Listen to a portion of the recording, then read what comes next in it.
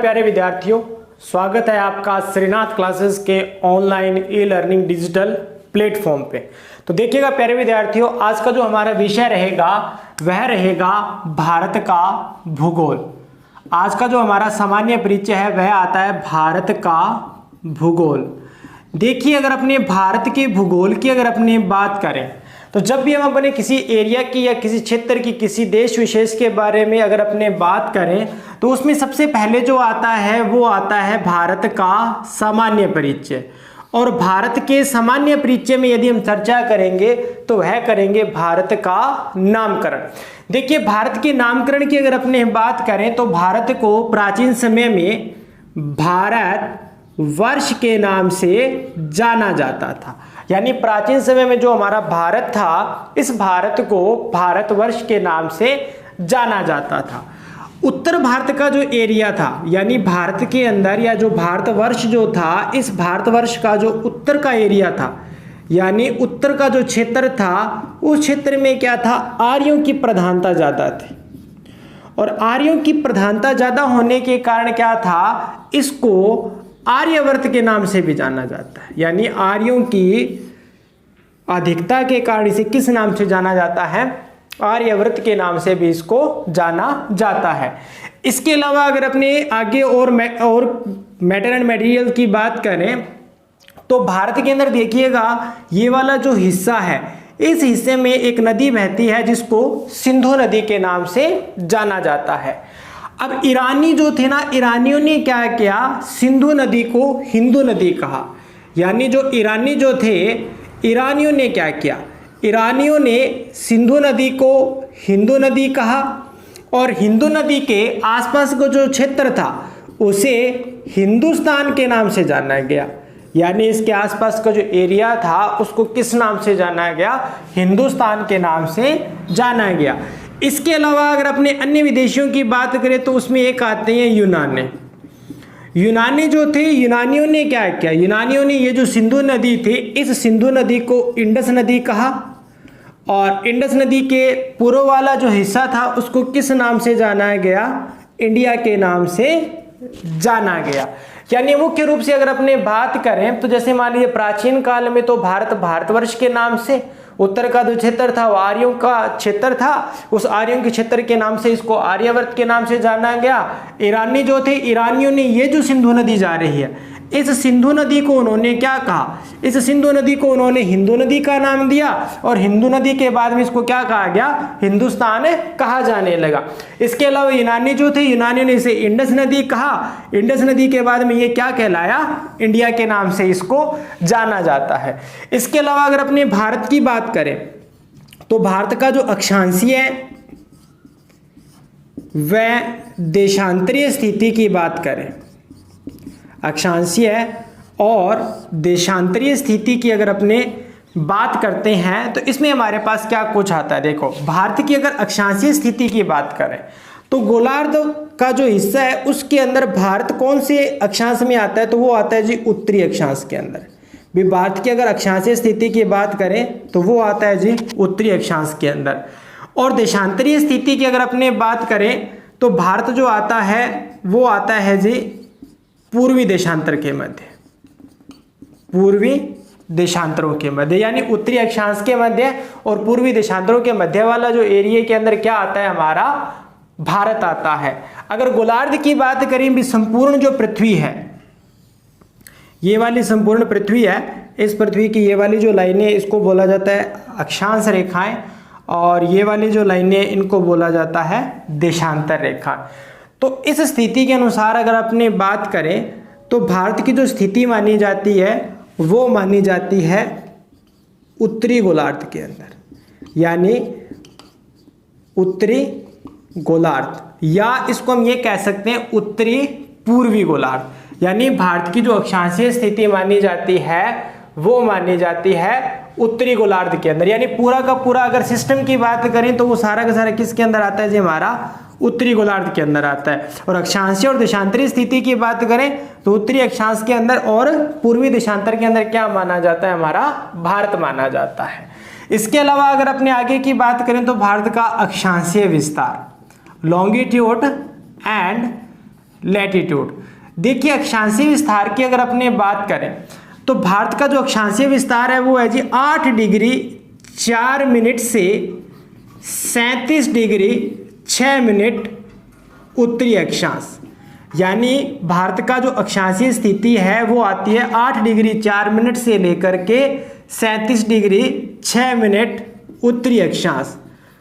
तथा देशांतर की अगर अपने बात करें, देशांतरीय स्थिति की अगर अपने बात करें तो 68 डिग्री 7 मिनट से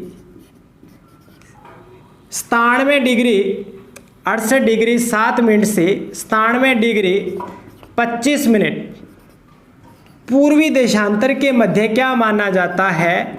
भारत का विस्तार माना जाता है। क्षेत्रफल की अगर अपनी बात करते हैं तो भारत का जो टोटल क्षेत्रफल आता है वो आता है 32,87,263 वर्ग किलोमीटर। यानी भारत का कुल क्षेत्रफल 32,87,263 वर्ग किलोमीटर है। और टोटल वर्ल्ड की अगर अपने बात की जाए तो टोटल वर्ल्ड के लगभग ये कितने परसेंट एरिया पे आता है? तो लगभग ये 2.5% जो एरिया है वो क्या करता है? ये कवर करता है। यानी टोटल का टोटल ये जो भारत है इस भारत का क्षेत्रफल है 32,87,263 वर्ग किलोमीटर।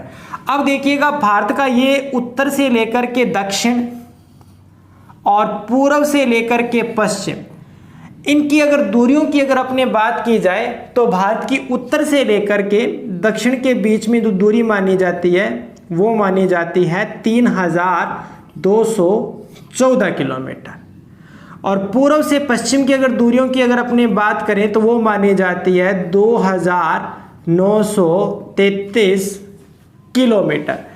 यानी ईस्ट से लेकर के वेस्ट तक और नॉर्थ से लेकर के साउथ के बीच का जो एरिया है इस एरिया की जो दूरी मानी जाती है वो मानी जाती है 3,214 किलोमीटर और 2,933 किलोमीटर। ठीक है। इसके अलावा अगर अपने नेक्स्ट वाले एरिया की अगर अपने बात करें भारत के अंदर तो देखिएगा भारत की जो टोटल की जो स्थलीय सीमा है, यानी ये भारत की जहाँ पे इसके साथ जहाँ पे समुद्र लगा हुआ नहीं है, सिर्फ यहाँ से लेकर के और ये वाला जो एरिया आता है यहाँ तक भी भारत की स्थलीय सीमा की कुल लंबाई कितनी है? तो भारत की जो स्थलीय सीमा है इसकी टोटल लंबाई जो मानी जाती है वो मानी जाती है 15,200 किलोमीटर। और उसके अलावा देखिएगा भारत की ये जो तटीय सीमा है गुजरात से लेकर के इधर ये बांग्लादेश के आसपास गंगा नदी का जो मुहाना आ जाता है, तटीय भाग आ जाता है, डेल्टा वाला हिस्सा, वहां तक अगर उस चीज की अगर अपने बात करें तो भारत की कुल तटीय सीमा की लंबाई, तो भारतीय तटीय सीमा की लंबाई की बात करें तो वो आती है जी 6100 किलोमीटर। यानी केवल मैं इसी तटीय एरिया की बात कर रहा हूं, यहां से लेकर के और यहां तक ये वाला जो तटीय एरिया है इस तटीय एरिया की कुल लंबाई कितनी मानी जाती है? तो वो मानी जाती है 6100 किलोमीटर। अब देखिएगा भारत का ये वाला जो एरिया, इसमें जैसे माने अंडमान और निकोबार जो द्वीप समूह है वो भी भारत में क्या किए जाते हैं? शामिल किए जाते हैं। तो अब देखिएगा इस रेखा के अलावा अगर अंडमान और निकोबार जो द्वीप समूह है इन द्वीप समूह को यदि साथ में मिला लिया जाए तो भारत की जो तटीय सीमा है उसकी लंबाई कितनी हो जाती है? तो भारतीय तटीय सीमा की लंबाई द्वीपों सहित 7,516.6 किलोमीटर हो जाती है। अगर आपसे ये पूछा जाए कि सीधी तटीय सीमा की लंबाई कितनी है तब आप बेझिझक कह दीजिएगा 6100 किलोमीटर। अगर आपसे ये कहा जाए कि जो द्वीप समूह है इन द्वीप समूह को मिलाने के बाद तटीय रेखा की लंबाई कितनी होती है, इनको साथ में इंक्लूड कर लिया जाए, अब बताओ भी ये लक्षद्वीप, अरब सागर वाले जो द्वीप है इन सभी को साथ में इकट्ठा कर लिया, अब बताओ आपकी तटीय सीमा की लंबाई कितनी है? तो अब आप क्या बताओगे? 7,516.6 किलोमीटर क्या मानी जाती है? भारतीय तटीय सीमा की लंबाई मानी जाती है। अब देखिए भारत का जो ये आता है हमारे पास उत्तरी बिंदु, ये आता है हमारे पास दक्षिणी बिंदु, ये आता है पूर्वी बिंदु और ये आता है जी हमारे पास पश्चिमी बिंदु। तो देखिएगा भारत का जो उत्तरी बिंदु है, ठीक है, और ये दक्षिणी बिंदु है, तो जो उत्तरी बिंदु है इसे क्या कहा जाता है? इसको कहा जाता है इंदिरा कौल। यानी भारत का जो उत्तरी बिंदु है इसे इंदिरा कॉल के नाम से जाना जाता है। और वर्तमान में अगर इसकी स्थिति की बात करें तो इसकी स्थिति आती है जी लद्दाख के अंदर। देखिएगा जब इस तक लद्दाख को केंद्र शासित प्रदेश नहीं बनाया गया था तब तो इसकी स्थिति आती थी जम्मू कश्मीर के अंदर, लेकिन वर्तमान में इसकी जो स्थिति आती है वो आती है जी लद्दाख के अंदर। उसके बाद में देखो नेक्स्ट वाला जो दक्षिणी पॉइंट आता है हमारे पास, ये दक्षिणी भारत का बिल्कुल स्थलीय सीमा का जो अंतिम बिंदु आता है और तो उसको बोला जाता है, ये तो आता है जी हमारे पास केप कैमोरेन, इसको बोलते हैं केप कैमोरेन। और भारत का जो बिल्कुल दक्षिणतम बिंदु आता है वो आता है जी निकोबार आइलैंड के अंदर, यहाँ पर है, इसे कहा जाता है इंदिरा पॉइंट। बिल्कुल दक्षिणतम बिंदु है, इसे इंदिरा पॉइंट के नाम से जाना जाता है। इसको अन्य नामों की अगर अपने बात करें तो इसको पिग्मिलियन पॉइंट, पार्सन पॉइंट इत्यादि नामों से भी क्या है इसको जाना जाता है। इसके अलावा देखिएगा अगर अपने पूर्वी बिंदु की बात करें तो भारत का जो पूर्वी बिंदु आता है वो आता है जी वलांगू। पूर्वी बिंदु की बात करें तो पूर्वी बिंदु का जो नाम आता है वो आता है वलांगू, या इसको किबिथू के नाम से भी जाना जाता है। वलांगू या किबिथू कहा जाता है और ये है कहाँ पर, तो ये है जी हमारा अरुणाचल प्रदेश के अंदर। वलांगू या किबिथू दोनों नामों से इसको जाना जाता है और ये अरुणाचल प्रदेश में स्थित है। पश्चिमी बिंदु की बात करें तो यहाँ पे आता है जी हमारा एक राज्य जिसका नाम है जी गुजरात, और गुजरात के अंदर स्थित माना जाता है जी गौर मोटा। ठीक है, तो गौर मोटा वाला जो एरिया माना जाता है वो माना जाता है जी गुजरात के अंदर, जो भारत का क्या माना जाता है बिल्कुल पश्चिमी बिंदु माना जाता है। देखिएगा जो कर्क रेखा है, कर्क जो रेखा है 23.5 डिग्री अक्षांश रेखा, उत्तरी अक्षांश रेखा, जिसको कर्क रेखा के नाम से जाना जाता है, तो वह क्या होती है जी भारत के बिल्कुल मध्य से गुजरती है। और कर्क रेखा भारत के 8 राज्यों से होकर के गुजरती है, 8 राज्यों से गुजरती है। अब देखिएगा इसमें देखो यहाँ से स्टार्ट करते हैं अपनी कर्क रेखा भारत के 8 राज्यों से गुजरती है। पहला जो आता है वो आता है जी गुजरात, पहला जो आता है वो आता है जी गुजरात, दूसरा राजस्थान, तीसरा मध्य प्रदेश,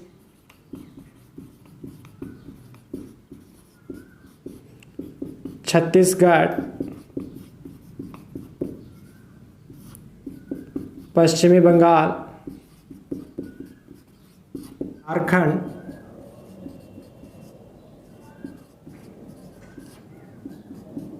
मिजोरम और त्रिपुरा। ये 8 राज्य हैं जिनसे क्या होती है कर्क रेखा गुजरती है। देखिएगा गुजरात, राजस्थान, मध्य प्रदेश, छत्तीसगढ़, पश्चिम बंगाल, झारखंड, मिजोरम और त्रिपुरा, ये 8 राज्य हैं जिनसे क्या होती है कर्क रेखा गुजरती है। कर्क रेखा क्या करती है, जैसे कर्क रेखा भारत के बीच से गुजरती है तो यह भारत को 2 समान भागों में विभाजित कर देती है, जिसके कारण उत्तर और दक्षिण के जो भाग हैं ये उष्ण और उपोष्ण कटिबंधीय भागों में क्या किए जाते हैं, गिने जाते हैं। इसी कर्क रेखा के प्रभाव के कारण क्या होता है, भारत की जलवायु में क्या होता है, सबसे ज्यादा परिवर्तन हमें देखने को मिलता है। इसके अलावा देखिएगा 82.5 डिग्री, 82.5 डिग्री पूर्वी जो देशांतर रेखा है, इस देशांतर रेखा को भारत का मानक समय निर्धारित किया जाता है। यानी जो 82.5 डिग्री पूर्वी जो देशांतर रेखा है, इसी देशांतर रेखा से क्या किया जाता है, भारत का मानक समय निर्धारित किया जाता है। अब देखिएगा 82.5 डिग्री की जो पूर्वी देशांतर रेखा है, ये रेखा भारत के 5 राज्यों से गुजरती है। देखिए भारत की इसमें जो 5 राज्य उनकी अगर अपने बात करें तो इसमें पहला जो आता है वो आता है यूपी, दूसरा जो आता है वो आता है एमपी, दूसरा एमपी, तीसरा छत्तीसगढ़, आंध्र प्रदेश, उत्तर प्रदेश, मध्य प्रदेश, छत्तीसगढ़, आंध्र प्रदेश और उड़ीसा।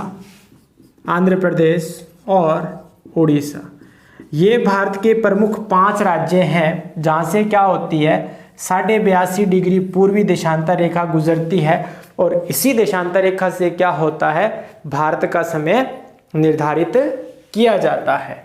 इसके अलावा देखिएगा, अगर आपसे ये पूछा जाए कि ये जो 82.5 डिग्री की जो देशांतर रेखा है ये कहाँ से गुजरती है, तो ये इलाहाबाद के पास एक स्थान आता है, नैनी नाम का एक स्थान है। उसी नैनी नामक स्थान से क्या होता है, ये 82.5 डिग्री पूर्वी जो देशांतर रेखा है वो क्या होती है इसके साथ गुजरती है। भारत के पड़ोसी देश, देखिए भारत के अगर अपने पड़ोसी देशों की अगर अपने बात करें तो इसमें कौन कौन से देश हैं जो भारत के साथ सीमा बनाते हैं। इसमें पहला जो आता है वो आता है जी पाकिस्तान। दूसरा जो आता है वो है जी चीन। से की बात करें नेपाल, उसके बाद में बांग्लादेश के बाद में भूटान, अफगानिस्तान और म्यांमार। ये प्रमुख देश माने जाते हैं जो क्या करते हैं भारत के साथ सीमा बनाते हैं। इसके अलावा अगर अपने सागरीय सीमा की बात करें तो उसके अंदर अपने पास आ जाता है जी श्रीलंका। तो ये क्या माने जाते हैं भारत के प्रमुख पड़ोसी देश माने जाते हैं जो क्या करते हैं भारत के साथ सीमा बनाते हैं। अब देखिए कई बार क्या होता है एग्जाम में क्वेश्चन पूछ लिया जाता है कि भारत के साथ सबसे ज़्यादा अंतर्राष्ट्रीय सीमा बनाने वाला देश कौन सा है। तो भारत के साथ सबसे ज़्यादा अंतर्राष्ट्रीय सीमा बनाने वाला जो देश माना जाता है वो माना जाता है बांग्लादेश। और बांग्लादेश के साथ अगर भारत की सीमा की बात करें तो बांग्लादेश के साथ भारत की सीमा लगती है 4096 किलोमीटर। और यदि आपसे पूछा जाए कि सबसे कम सीमा कौन सा बनाता है तो सबसे कम सीमा बनाता है 90 किलोमीटर अफगानिस्तान। ठीक है, तो ये कुछ प्रमुख पड़ोसी देश थे भारत के जो क्या करते हैं भारत के साथ सीमा बनाते हैं। ठीक है, इसके अलावा जैसे मान लीजिए नेपाल है, चीन है, पाकिस्तान है, भूटान है, तो ये भी क्या करते हैं भारत के साथ प्रमुख रूप से सीमा बनाते हैं। इसके अलावा देखिएगा अगर अपने नेक्स्ट वाले पॉइंट की अगर अपने इसी के अंदर बात करें तो भारत के अंदर वर्तमान के अंदर 28 राज्य है और 9 केंद्र शासित प्रदेश हैं। 28 राज्य है और 9 केंद्र शासित प्रदेश माने जाते हैं जो भारत के अंदर स्थित हैं। इसके अलावा देखिएगा अगर अपनी बात करें तो देखो जैसे ही भारत आज़ाद हुआ, भारत आज़ाद होने के बाद में क्या हुआ, भारत के कुछ ऐसे छोटे छोटे राज्य थे, कुछ यूनियन टेरिटरीज ऐसी थी जो फ्रांस और पुर्तगाल जो था उसके अधीन रह गए थे।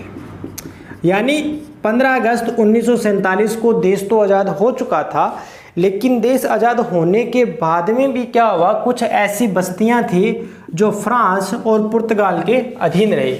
अब देखिएगा फ्रांस के अधीन की अगर अपने बात करें तो फ्रांस के अधीन देखिएगा एक तो था चंदेर नगर के बाद में अगर अपने बात करें तो नेक्स्ट था वो था हमारे पास पांडिचेरी के बाद में आता था अभी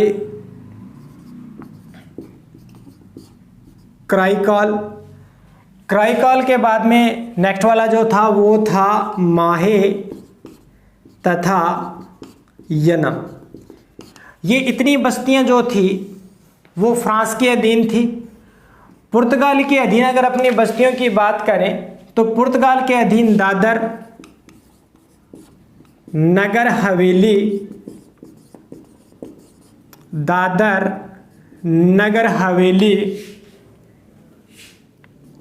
गोवा, दमन व द्वीप, ये क्या मानी जाती थी, ये जो बस्तियां थी ये थी फ्रांस के अधीन। अब देखिएगा इसमें जो चंदेर नगर जो था, इसको लगभग 1950 भारत का संविधान लागू हुआ उस समय क्या हुआ, इसको भारत के अंदर विलीन कर लिया गया। इसके अलावा पौंडीचेरी है, कराईकल है और जो माहे जो है, इनको क्या किया गया, इनको 1954 के अंदर क्या किया गया था, भारत के अंदर शामिल कर लिया गया था। इसके अलावा जैसे मान लीजिए दादर व नगर हवेली, गोवा और दमन और दीव, इनको भी क्या किया गया था, भारत में शामिल कर लिया गया था, जिसमें दादर और नगर हवेली को 1954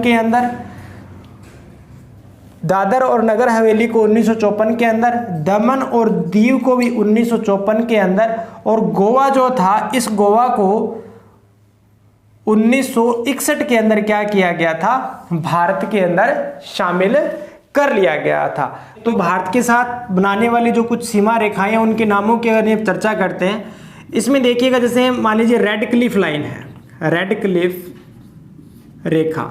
अब देखिए रेड क्लिफ रेखा की अगर अपने बात करें तो जो रेड क्लिफ रेखा जो है वह भारत और पाकिस्तान के मध्य है जी, भारत और पाकिस्तान के मध्य है, जिसे क्या कहा जाता है, रेड क्लिफ रेखा के नाम से जाना जाता है। उसके बाद में देखिएगा दूसरी अगर अपने रेखा की बात करें तो वो आती है जी हमारे पास मैकमोहन रेखा। तो देखिएगा मैकमोहन रेखा की बात करें तो मैकमोहन जो रेखा है वो है भारत व चीन के मध्य, भारत और चीन के मध्य जो रेखा मानी जाती है वो मैकमोहन रेखा मानी जाती है। इसके अलावा नेक्स्ट वाली जो रेखा है उसकी अगर अपने बात करें तो वो आती है जी डूरंड रेखा। डूरंड जो रेखा है वो है जी भारत और अफगानिस्तान के मध्य, भारत व अफगानिस्तान के मध्य क्या मानी जाती है, डूरंड रेखा मानी जाती है। ठीक है, अब देखिएगा वैसे अगर अपनी डूरंड रेखा की बात करें तो एक्चुअली में देखिएगा ये वाला जो हिस्सा है ये पाक ऑक्यूपाइड कश्मीर, पाक ऑक्यूपाइड के पास है, और इधर वाला चाइना के पास है, इधर आ जाता है जी अफगानिस्तान। तो वैसे एक्चुअली में अगर देखा जाए तो जो डूरंड जो रेखा है वो मानी जाती है पाकिस्तान और अफगानिस्तान के मध्य, पाकिस्तान और अफगानिस्तान के मध्य कौन सी रेखा मानी जाती है, तो वो मानी जाती है डूरंड रेखा। इसके अलावा देखिएगा दो तीन बातें और आती है, जैसे मान लीजिए कई बार हम पढ़ते देखते हैं भी, एक तो आता है LAC और कई बार एक ये पूछ लिया जाता है LOC।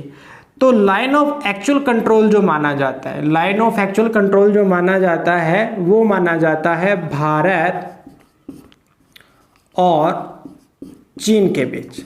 LAC जो मानी जाती है, लाइन ऑफ एक्चुअल कंट्रोल जो माना जाता है वो माना जाता है भारत और चाइना के बीच।